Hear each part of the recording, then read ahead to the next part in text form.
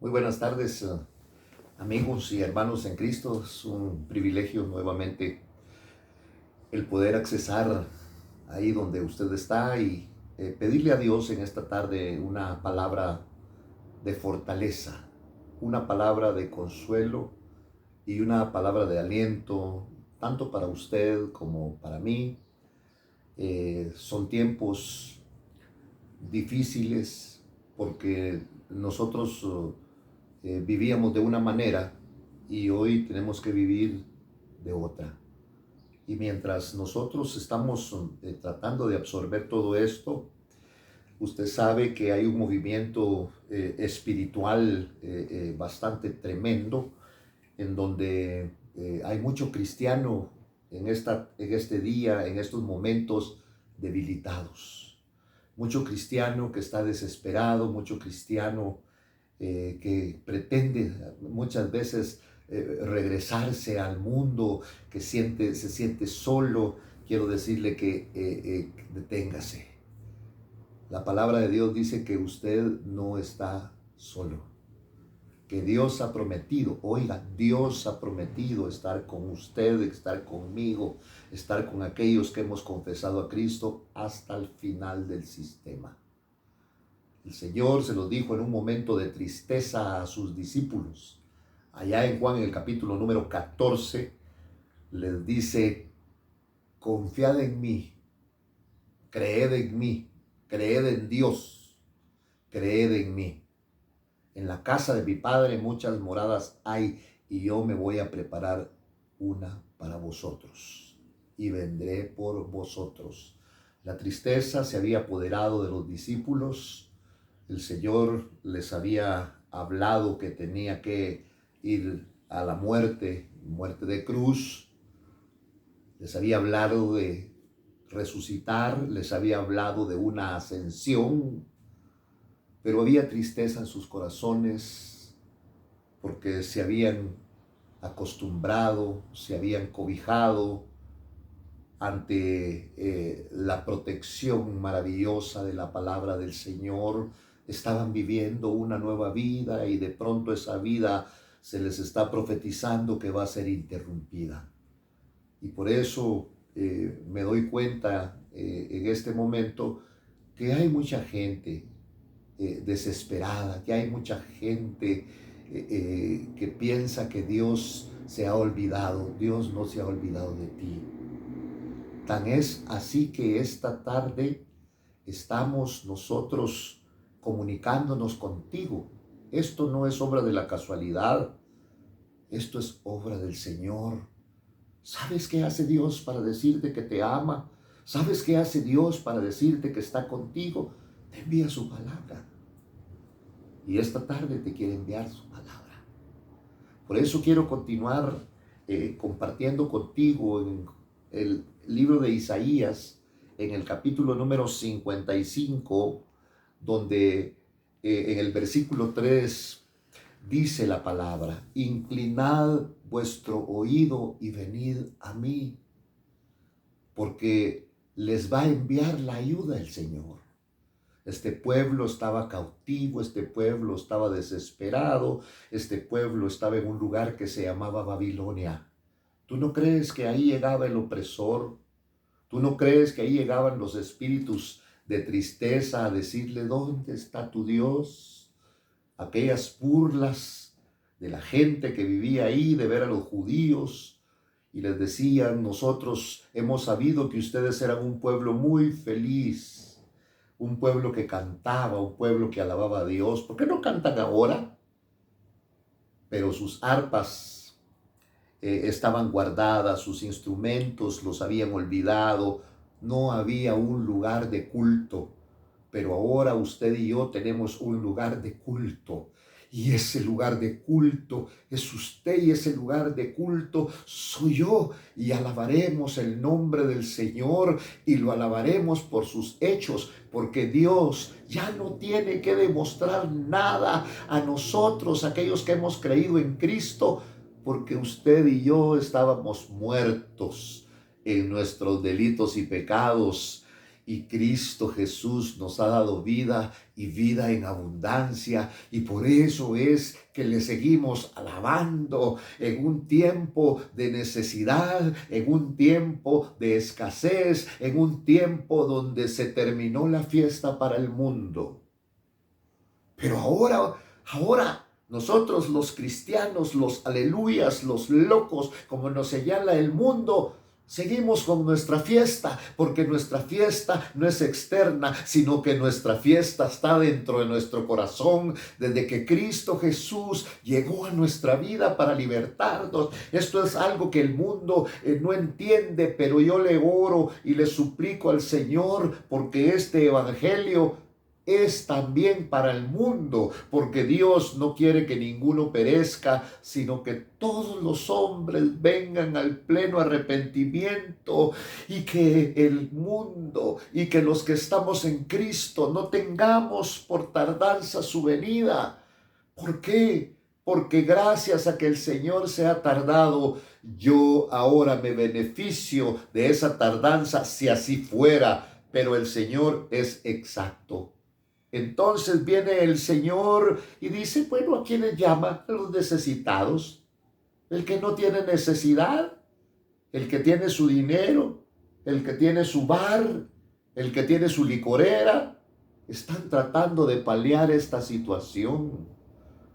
Pero no es necesario que nosotros andemos en lugares para alegrarnos. No es necesario, porque tenemos una alegría. ¿Sabe qué decían los judíos? ¿Sabe qué le decía un profeta a los judíos cuando ellos tristemente estaban reconstruyendo, y esto se llama restauración, una muralla que había sido derruida, una muralla que a través de los conquistadores había sido quemada, que había sido derrumbada, y habían espacios y había que reconstruir la muralla? Qué difícil es reconstruir. Es difícil, pero no es imposible cuando Dios está con nosotros. Y ahora tenían que reconstruir aquella muralla. Y a veces se fatigaban porque el enemigo se burlaba, porque los invasores en cualquier momento podían volver otra vez, y se desanimaban. Pero el profeta decía, muchachos, anímense, muchachos, el gozo del Señor nuestra fortaleza es. Ese era el profeta Nehemías, que cuando preguntó, ¿cómo están? ¿Cuándo están? ¿Cómo está allá mi pueblo? ¿Cómo está allá Israel? Están empobrecidos, están tristes. No se ha reconstruido la muralla. Y aquel hombre sintió aquello en su corazón y fue un paladín que Dios levanta para la reconstrucción. Eso se llama restauración. De esto vamos a sacar algo bueno, muchas cosas buenas, una manera de vivir con sabiduría, un hogar restaurado. Esa es la reconstrucción.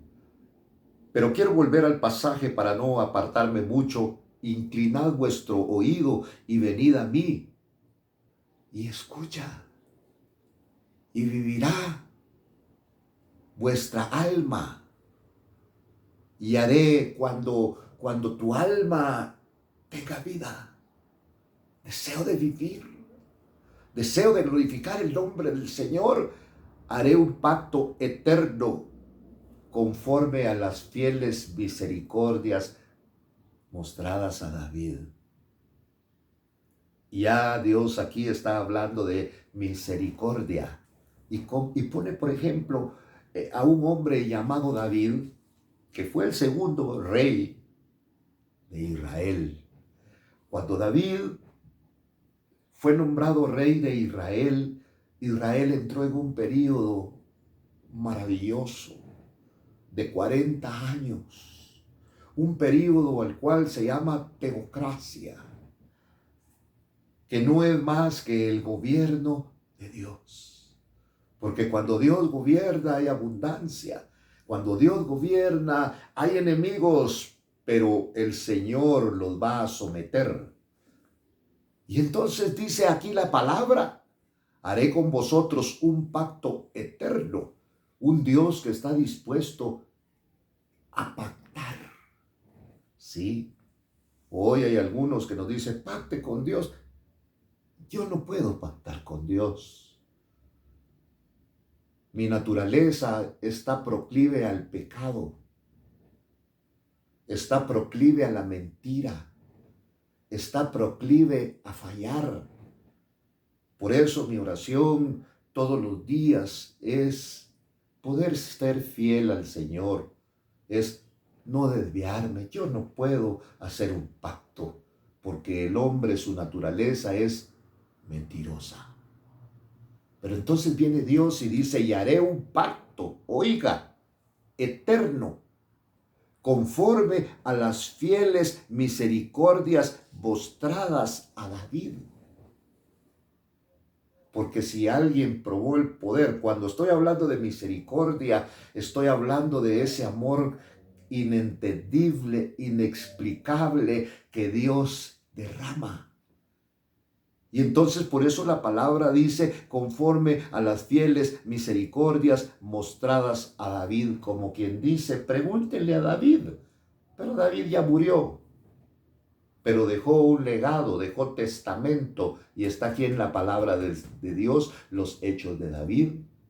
Porque ¿qué fue lo que probó David de Dios? Su misericordia. ¿Sabe por qué me gusta hablar de David? ¿Sabe por qué a David usted no ha oído que le digamos San David? Porque el San, como que metemos a los hombres en una burbuja, que son impecables. No, David era un hombre que fue pecador. David fue un hombre que le falló a Dios. Por eso está hablando aquí de las misericordias mostradas a David. Un hombre que no era absolutamente nada, como usted, como yo. Ahora me doy cuenta que yo no era nada. ¿Sabe quién es el que hace grande al hombre? Es Dios.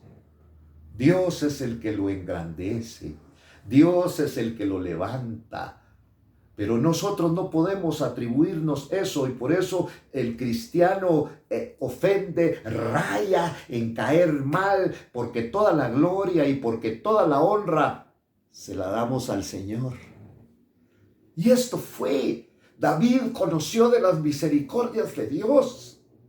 No hizo ningún mérito como para que Dios lo llamara, lo preparara y fuera el rey de Israel. No hizo méritos. ¿Dónde estaba? Allá escondido del otro lado, atrás de la majada. ¿Cuál era su oficio? Un oficio denigrante en aquel tiempo para los países guerreros, para los países paganos, porque este hombre era un pastorcito de ovejas, que cuidaba las ovejas que no eran ni siquiera de él, sino que eran de su padre. Y Dios lo escoge. Habían muchachos con un físico imponente, con un físico bastante trabajado, estilizado, como para ser reyes de Israel, que eran los hermanos de David. Pero aquí por eso este hombre quiere hablar de las misericordias mostradas a David. Porque después de que Samuel es enviado a escoger, mandado por Dios, Samuel va a escoger a un hombre que Dios le va a decir quién es. Y el profeta se equivoca varias veces, dejándose llevar por la apariencia, dejándose llevar por el físico. Pero yo bendigo el nombre del Señor, porque Dios no mira como miran los hombres, no mira como mira usted, no mira como miro yo. Por eso Él es Dios. Dios no mira la apariencia, sino que Dios mira el interior de las personas. Y fue llamado David, por eso es que estamos hablando, y dice la palabra: conforme a las fieles misericordias mostradas a David. Porque si alguien puede hablar del Señor es David. Por eso David un día escribió un salmo, Salmo 23, que usted debe tener quizá de memoria, que usted debe tener tal vez en un cuadro, porque la gente lo ha enmarcado. Jehová es mi pastor y nada me faltará. ¿Por qué llegó a reconocer que Jehová era su pastor? Porque él se consideraba una ovejita y el más indefenso de los animalitos son las ovejitas. Tienen que ser guiadas, tienen que ser llevadas a comer, a pastar, a que beban el agua, sacarlas, introducirlas. No tienen garras para defenderse. Por eso David habla de las misericordias mostradas a David. Son las mismas misericordias que hoy estamos recibiendo, que hoy hace el Señor al débil, lo hace fuerte. Cuánto joven, cuántas personas, cuántos hombres, cuántas mujeres que teníamos miedo a hablar en público, hoy estamos hablando y glorificando el nombre del Señor. No con la finalidad de tener un título, ni ser presidente, ni ser alcalde, sino de glorificar y honrar el nombre de nuestro buen Dios. Las fieles misericordias mostradas a David lo fueron a traer a David, porque el Señor había dicho, este es el hombre que yo quiero, este es el hombre que va a ser mi rey. Pero son procesos. Por eso aquí mismo dice, porque mis caminos no son vuestros caminos. Aquí dice, y mis pensamientos no son como vuestros pensamientos. ¿Sabe qué pasa con nosotros? Que muchos de nosotros llegamos al Evangelio. Dejamos de beber, dejamos la prostitución, dejamos de ser promiscuos. Ya queremos que nos condecoren. Pero viene el Señor y nos mete en un proceso. Ni la familia te pela. Tus amigos los pierdes porque dicen que te manda la mujer. Porque los hombres hacen lo que se le dan la gana. No, eso lo hacen los necios. Eso lo hacen los rebeldes. Porque el hombre sabio, dice la Biblia, dice Dios a través de la palabra, ve venir el mal y se aparta. ¿Por qué puedo hablar yo con este criterio? Porque todo este proceso ha pasado por mi vida. Yo agradezco mucho a muchas personas que me conocieron en otrora, hace tiempo, hace años, en una etapa de mi juventud, fui un deportista y hoy muchos de estos compañeros, muchos de estos amigos, agradezco que se han comunicado conmigo a través de este medio, pero yo quiero decirle que tuve que renunciar a todo eso. Lo que antes anhelaba, ser una persona pública, ser reconocido, tener un trofeo, tener una distinción, tener un pergamino. Renuncié a todo eso, boté todo eso ya no me importó porque conocí algo más grande, conocí el amor maravilloso de Dios. Ustedes me conocieron externamente y cómo se ríe uno al calor de una mesa, al calor del licor, al calor de las drogas, al calor de lo que se está haciendo, cómo se ríe, parece una persona muy feliz. Pero cuando estamos en el seno de la soledad, de la intimidad, llorando nuestros fracasos, queriendo cambiar, donde no están los amigos, donde no nos pueden ayudar, encontré que hay un Dios poderoso y misericordioso que te toma de la mano y no te va a soltar nunca. Por eso, amigo, por eso, hermano querido, si te sientes deprimido, si te sientes desconsolado, quiero decirte que hay un Dios poderoso y maravilloso que te ha tomado de la mano y no te soltará. Porque mis pensamientos no son como vuestros pensamientos y mis caminos no son como vuestros caminos. Dios quiere afilarte, pero para afilarte toman una lima, toman un esmeril y desgastan la pieza, el cuchillo, el machete, el asadón, hasta que sale filo. Si estos elementos hablaran cuando les meten la lija, cuando les meten la lima, cuando les meten el esmeril y salen hasta chispas, no se quejarían. No dirían, no, déjenme, yo no quiero tener filo, yo no quiero ser un instrumento, que déjenme así. Eso es lo que ha pasado muchas veces con nuestra vida, porque Dios tiene un proceso contigo. Pero también tiene una palabra que dice, no te dejaré ni te desampararé. Yo voy a estar contigo hasta el final. Fue la palabra que les dijo a sus discípulos. Y ahora viene conforme a las fieles misericordias mostradas a David. David no fue buscado y se fue hecho rey al día siguiente. No, fue sirviente de un rey llamado Saúl. Y encima de eso a Saúl le entró un espíritu de locura. Y los primeros días que David estuvo quizá en palacio, habían viandas. ¿Cómo será estar a la mesa de un rey? Con tanto instrumento, con tanta pieza para comer, que muchas las desconocemos, que no sabemos ni para qué sirven. Te ponen 10 cucharas, 10 cuchillos, 10 tenedores, ¿y para qué tanto? Porque no sabemos estar a la mesa de un rey. Ahora David llega y muchos dirían, qué buen trabajo consiguió David. ¿Por qué? Porque es el que toca el arpa para David. Y cuando toca el arpa para Saúl, y cuando Saúl en momentos determinados reía, y en momentos determinados le entraba la locura y lo quería matar. Por eso aquí la palabra dice conforme a las fieles misericordias mostradas a David. David tuvo que huir a una cueva y vivir ahí durante un tiempo. Metido en la cueva como que era un criminal, como que era un indigente, después de estar en palacio. Yo quiero decirte que Dios ha empezado una obra contigo. Y esa obra la va a perfeccionar. Y Dios ha permitido, porque este virus, esta enfermedad, llámese como le llaman, si no le da permiso el Señor, no entra. No entra. Por eso nuestra confianza no está en la medicina, nuestra confianza está en el Señor.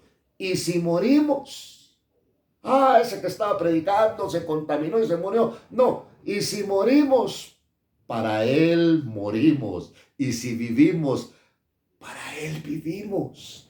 No te desanimes, querido hermano, no te desanimes, hombre. Ahorita no tienes que comer. ¿Sabes qué dice la palabra?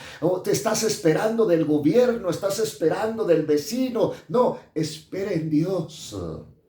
Dios le dijo a un hombre, profeta llamado Jeremías, que estaba en la cárcel y que estaba pensando en la cárcel. ¿Por qué estaba en la cárcel? Porque habló de Dios, porque dio el mensaje del Señor. Pero en la cárcel, ¿qué ha de haber pensado? ¿Cuáles han de haber sido los pensamientos humanos? Dios me falló, Dios me engañó. Así como anda mucha gente hoy, quizá tú que me estás viendo, que me estás escuchando, que un día profesaste en el evangelio y hoy, ¿ahora qué eres? ¿Un borracho? ¿Una prostituta? No, tú no eres eso. Tú eres un hijo del Señor. Tú eres un hijo de Dios, que Dios te llama para que regreses. Tal vez nosotros tenemos culpa. ¿Por qué? Porque queremos hacer muchas veces de una iglesia, de una congregación, de un edificio, solamente gente recta. ¿Y cómo podemos caminar con rectitud? Si lo peor del mundo estamos ahí. ¿Cómo quieres que una persona muy humilde que nunca ha utilizado los cuchillos coma con esos instrumentos? ¿Va a comer con la mano? Eso somos nosotros los cristianos, que a veces tenemos exigencias, que a veces estamos señalando las cosas. No conocemos el evangelio. Por eso Dios habla en su palabra y dice, mis pensamientos no son como vuestros pensamientos. Pregúntenle a David de las fieles misericordias mostradas a él. ¿Sabías que muchas veces su ejército, el que lo alababa, por eso el que te sube, el que te carga, se cansa de cargarse y se quita y te bota? Pero Dios no te deja botado. Dios siempre estará contigo, conforme a las fieles misericordias mostradas a David, allá en una cueva que se llama la cueva de Adulam, donde estaba David, donde llegaban, ¿quiénes llegaban ahí? Los endeudados, aquella gente amargada. Imagínense lo que es estar ahí. Si a uno en el hogar no se aguanta porque no puede salir, porque está la mujer, porque están los muchachitos brincando, ¿cómo estarían aquellos amargados en la cueva de Adulam? Pero David empezó a enseñarles grandes cosas. Empezó a enseñarles y a describirles el amor de Dios. Cuando venía Saúl, agarraba su lanza y el muchacho estaba tocando y cantando aquellos cantos espirituales que le beneficiaban a ese rey porque le traían paz, y agarraba una lanza y se la tiraba y después lloraba y le decía: hijo mío, porque era un hombre que le había entrado un espíritu de locura. Conforme a las fieles misericordias mostradas a David, Dios le mostró su misericordia a David. ¿Sabes que David pecó? ¿Sabes que David mató a un hombre que le servía? ¿Sabes que David tomó la mujer de ese hombre? ¿Y qué decía la ley? Había que matarlo a él y había que matar a la mujer. Pero la gracia de Dios, donde abunda el pecado, sobreabunda la gracia del Señor. Y fue perdonado. Claro, toda infracción merece una pena, merece un castigo. Si tú chocas a alguien, tienes que pagar. Si tú causas un accidente, tienes que pagar. Lo espiritual también es así. Ya no preguntes por qué me está pasando esto a mí, sino pregúntale al Señor: ¿qué hice? Muéstrame, háblame, conforme a las misericordias fieles mostradas a David. ¿Qué terminó diciendo David? Pero si Dios me dijo que iba a ser rey, y lo ungieron. Y el Espíritu Santo vino poderosamente sobre él, y aquel muchacho se convirtió en un hombre, sí, en un hombre lleno de Dios, para confesar el nombre del Señor. No para que no me toquen, no para que me lleven en hombros, no, para glorificar el nombre del Señor. Por eso dice en el versículo 4, he aquí lo he puesto por testigo a los pueblos. ¿Sí? Conquistando, él probó mi poder. ¿Cómo lo probó? Conquistando naciones extrañas. Ahora nosotros hemos probado el poder del Señor, conquistando corazones extraños. Vuélvete al Señor. Si hay alguien que no te va a fallar, es el Señor. Después, si llegamos a salir de esto, y si no saliéramos, ya no tardaremos en escuchar grandes testimonios de Dios en estos momentos. Como aquella viuda que en un tiempo de calamidad como este, que no había comida, que no había agua, el Señor mandó a Elías y le dijo: vete a Sarepta, ahí vas a encontrar una viuda, y esa viuda es la que te va a sostener por un tiempo. Y la viuda no tenía, era una viuda y pobre. Tal vez usted está buscando viudas ricas. No, esta era pobre. Y llegó Elías y le dice: mujer, ¿me puedes dar un vasito con agua? Antes de que te vayas, tráeme un pan. La mujer solo tenía un poquitillo de harina, dice la palabra. Se molestó. A veces nos molestamos, pero encima de la molestia fue una mujer obediente. Dios la quería bendecir. Ella vivía el día a día, y el día a día, y el día a día. Y Elías fue alimentado sobrenaturalmente también por aquella mujer. Por eso aquí la palabra dice, he aquí lo he puesto por testigo a los pueblos, por guía y jefe de las naciones. Hay esperanza para ti. Que Dios en esta tarde pueda bendecir tu vida. En el nombre de Jesús lo deseamos. Si este mensaje ha sido un mensaje de bendición, comunícate con nosotros. Sí, dinos, bueno, me bendijo su palabra, me bendijo la palabra del Señor. Eso nos alienta para poder seguir adelante. Y si no fuera así, seguiremos adelante. Que el Señor guarde tu vida y nos veremos y oiremos en una próxima oportunidad.